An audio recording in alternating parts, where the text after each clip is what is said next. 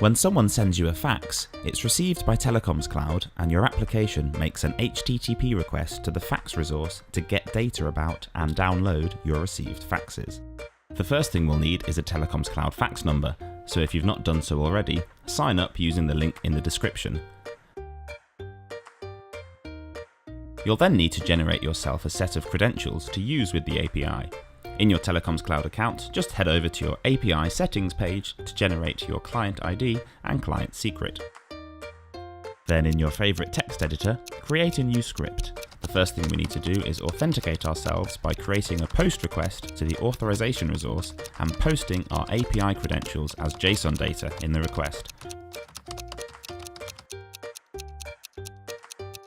We'll receive back an access token, which we can use to sign our requests to any of the API's resources. In the real world, you should save this access token either in a database or some local storage and reuse it with each request until it expires.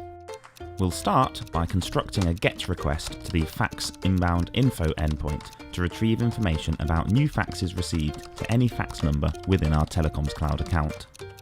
In the query string, we'll include the last pointer, which tells the API the last fax we received and processed, so that it can only give us information about new faxes. The very first time our script is run, we'll pass a 0 because we've not processed any faxes yet.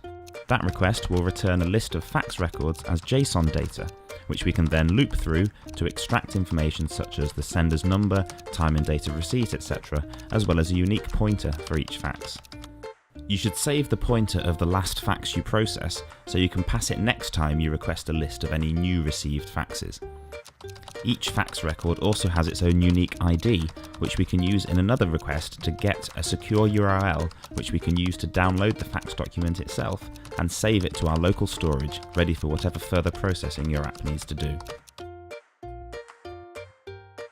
So let's now run our script and then watch the folder to see our downloaded fax documents appearing. That's all there is to it.